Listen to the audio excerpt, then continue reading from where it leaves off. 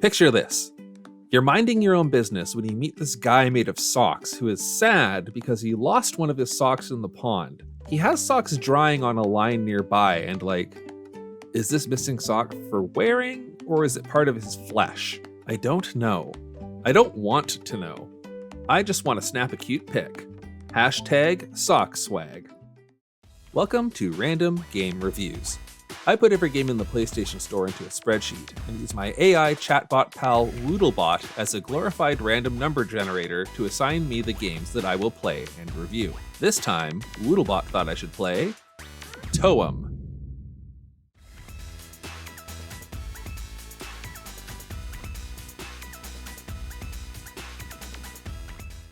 In TOEM, you play as the camera creep, a pervert who covertly takes pictures of people without their knowledge or consent, hiding in bushes, sneaking around, adding to their private collection. Nah, I'm just kidding.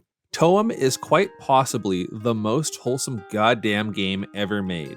It starts with your cute little granny giving you her old camera so you can take pictures of your journey to witness the natural wonder called TOEM. Then you take public transit to get there like a responsible eco-buddy.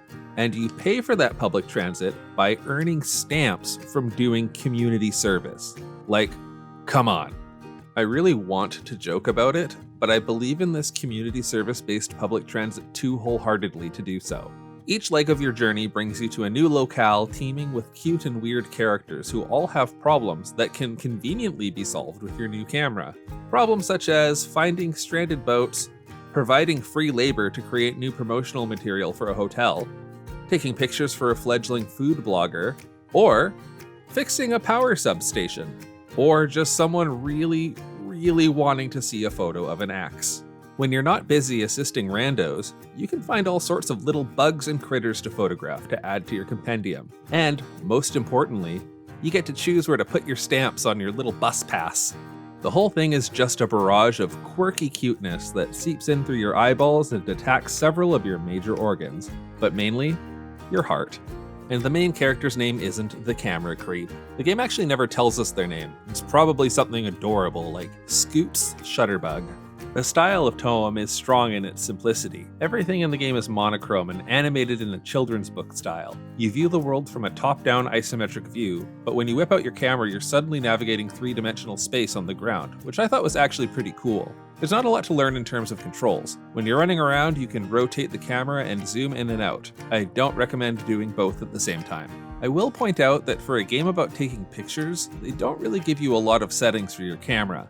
You can only impact your composition by zooming in or out. There's no swapping lenses, adjusting aperture, or anything like that.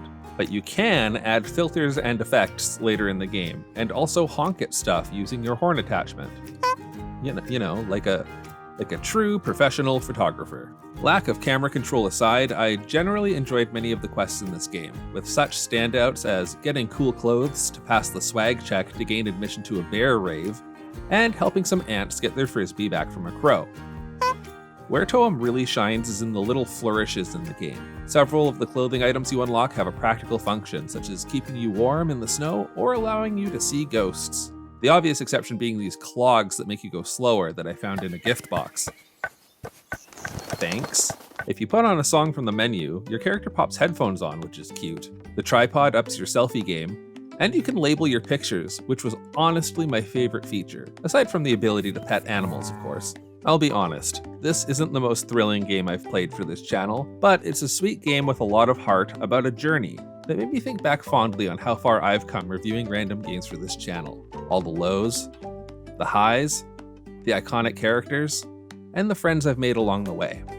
Also, it was a nice change of pace from the last game I had to review, which was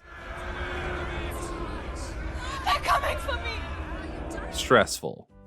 TOEM is truly not a complicated game, as in, I've basically already said everything there is to say about it. Did I have fun? Kinda. The quests are varied and amusing, but there's not a lot on offer except for it just being a really solid, cozy game to chill out to, which absolutely has value. And really, the roughly 3 to 6 hours of playtime is totally fine when you consider the game only costs $27. It's time to answer the question, Would I play this game if I were not destined to do so? For TOEM, the answer is no, but.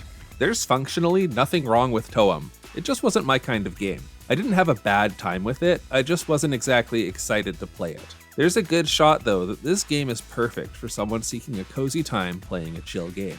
I did, however, love all of the fun characters and the setting, which was just oozing with cuteness. But I found it to be an incredibly perplexing fail to not add more settings to the camera when the game is about taking pictures.